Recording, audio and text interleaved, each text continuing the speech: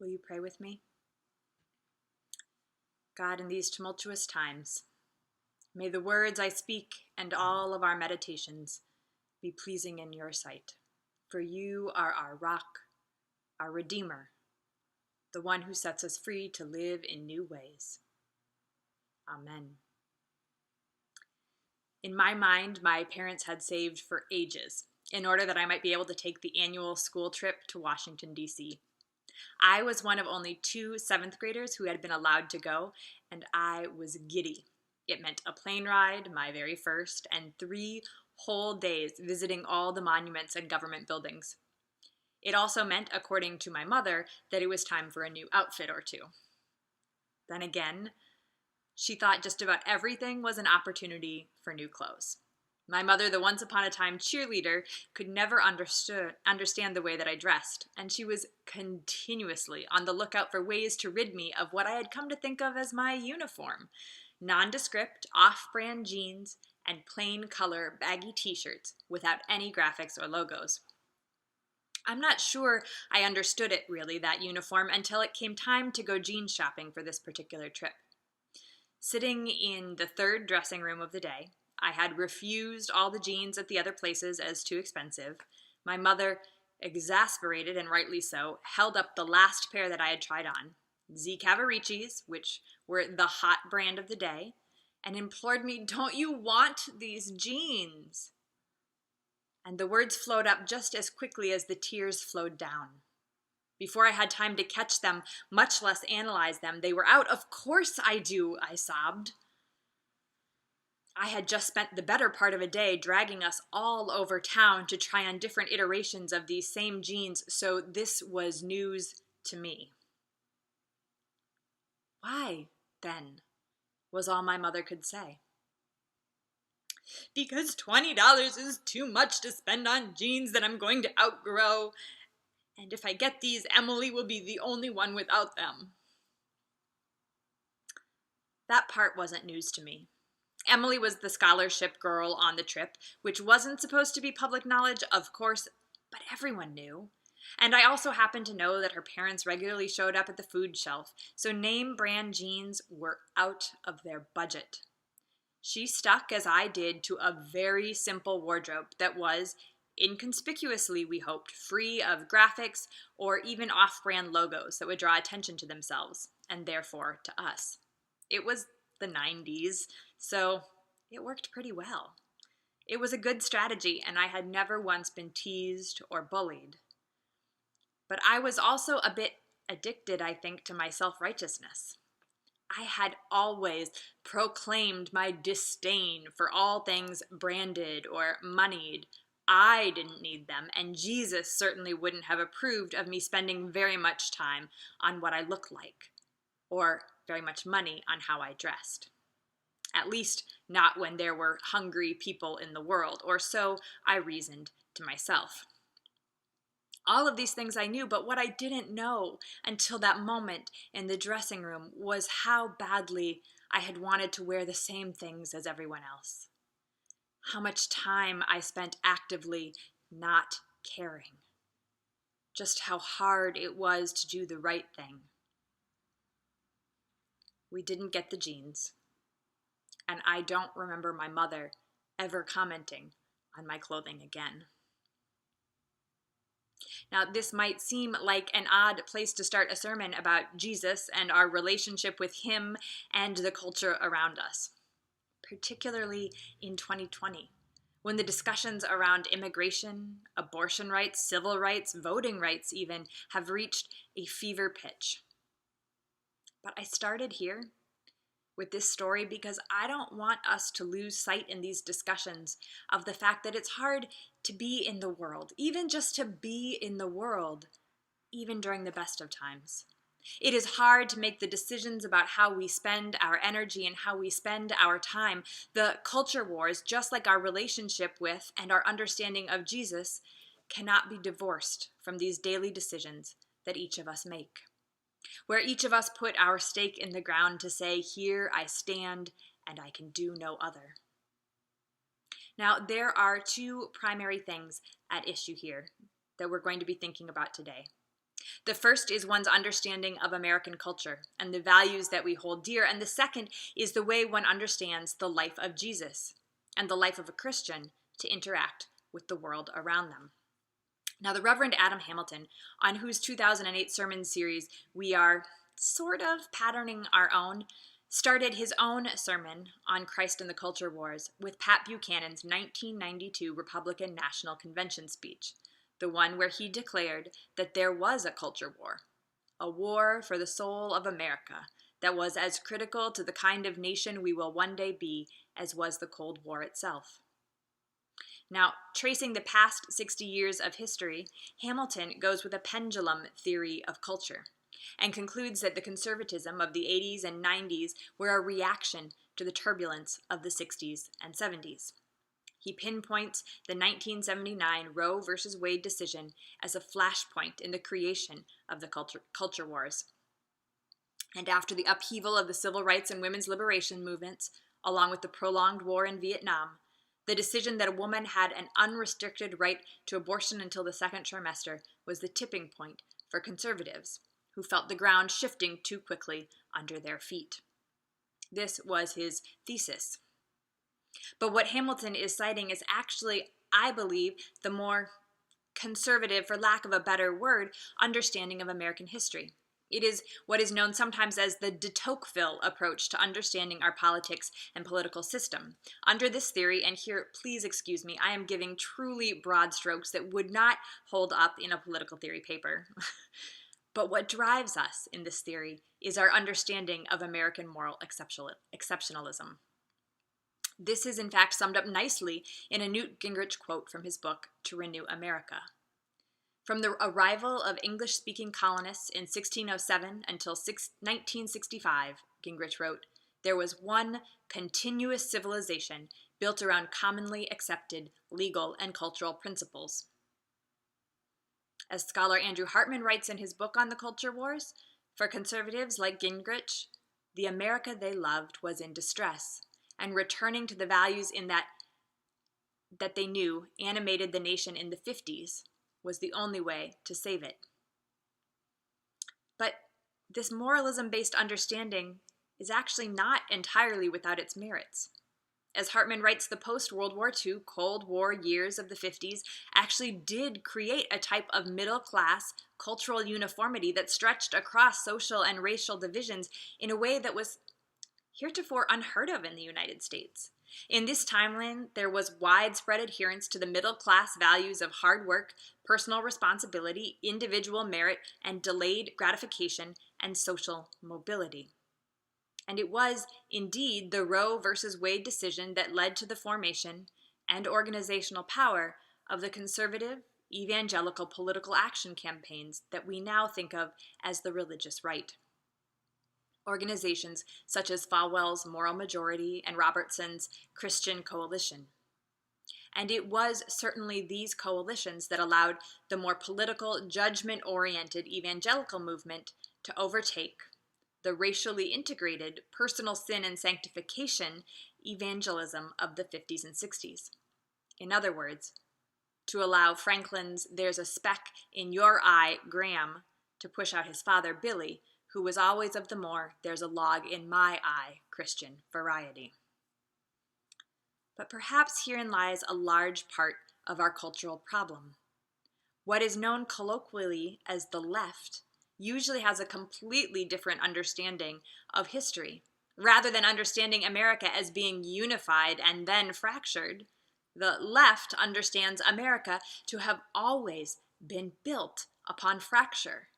Rather than understanding history as the progress of American moral exceptionalism, this viewpoint understands history in terms of the battles between powerful majorities and underserved minorities. Rich and poor, white and black, men and women, religious and atheist, straight and queer. This understanding sees the 60s as nothing more than another period in the long list of times when American society began to recognize the fractured grounds upon which it was formed. Slavery, Prohibition, the Great Depression, suffrage, all of these were periods where America was forced to reckon with its understanding of itself. This is essential to understand because it means that even when we agree that there is a type of cultural war going on, we do not agree on the terms. Is it a recent battle or one that was built into our foundation? Is it a battle for personal responsibility or against structural sin? For morality or against oppression? To preserve what is good or to create something better? Of course, it is both. It must always be both. The American political system has always been fractured, but we have also always held ideals that ask us to build something otherwise.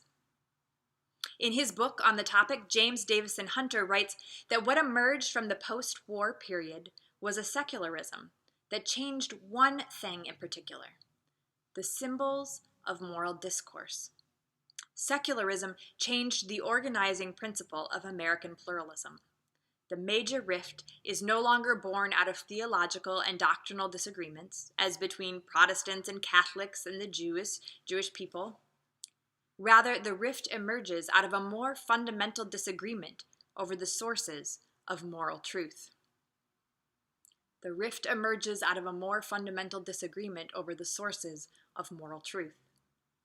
The system has always been fractured, but until recently we often called upon the same moral imagery to talk across those fissures.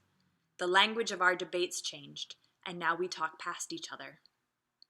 From the standpoint of a particular issue, think about the free love movement in its incarnation in the 1960s.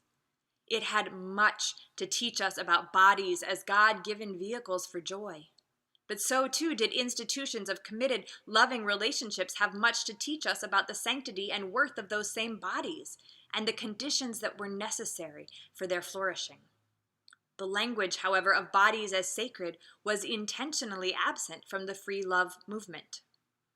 And here, I hope you see echoes of what we were thinking about last week, when we discussed how what is known as more conservative or evangelical churches have emphasized the personal relationship with Jesus and personal salvation.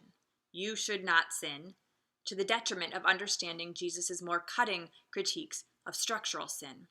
This structure is oppressive to women, for example. More liberal or progressive churches have emphasized, however, social sin without having an understanding of God and the relationship with God to hold them when the world and the work is too hard. Whether you see Jesus as critiquing society or sinners has a lot to say about where, or even whether, you'll end up in church. In 1951, H. Richard Niebuhr published his seminal work, Christ and Culture, outlining the ways Christians have traditionally understood their relationship to Christ and the ways it influences their relationship to the world around them. The first way are those who understand Christ as being against the culture around them. These have been folks like the Amish, or the monks, or the desert ascetics, who view the culture around them as requiring too much compromise, and they withdraw from the world around them in order to live a holy, obedient life. Now, there is beauty in this and simplicity, but as the Reverend Hamilton concludes, Jesus himself did not withdraw from the world around him. He engaged it everywhere he went. So we move to the second understanding, who are those who understand Christ as being present in the culture around them. And every church has this tendency to some extent, to see one's own beliefs as those of Christ himself, rather than shaped by the world around them. For more conservative churches, this perhaps looks like understanding one's own moral dictums about the role of women, for example, or skin color or sexuality as ordained by God rather than culture. For more social gospel churches, I prefer to use Niebuhr's own words about the ways we elevate our own understandings. And he says that we tend to preach a God without wrath, brought men without sin into a kingdom without judgment through the ministrations of a Christ without a cross. A God without wrath brought men without sin into kingdom without judgment through the ministrations of a Christ without a cross. Which means, and I hope I've mostly brought you along here, that we are back to where we started, a teenage girl struggling to figure out what to wear. No? Okay, let me put it this way. To conform to the culture would be to wear the brand names without regret, without thought to the lives that it impacts, without an understanding of my own complicity in the structures of systemic violence. To withdraw from the world with its fabric sweatshops, brand name labels, and impossible ideals for women would be as well almost impossible. To place my own moral purity at a premium, I would need to spin my own thread, to make my own fabric, to sew my own clothes without even the machinery that uses fuel that pollutes the earth. That is a bit of a limiting choice, to say the least, and one that Jesus did not himself make, because it would have taken his time away from the struggling, the oppressed, and the poor. So withdrawal is out. Complete compromise is out. The only option then, as I understand it, for those of us gathered here today in this type of worship is to understand our relationship with Jesus as helping us transform the culture around us. This Niebuhr calls Christ above culture, or the ethics and ideals of Jesus calling us into our own very best selves, transforming, redeeming the world around us as we do. And here we see where de Tocquevillian idealism can meet fractured reality. In truth, and the building of a new reality, not once, but again and again and again, just as Jesus sought to do.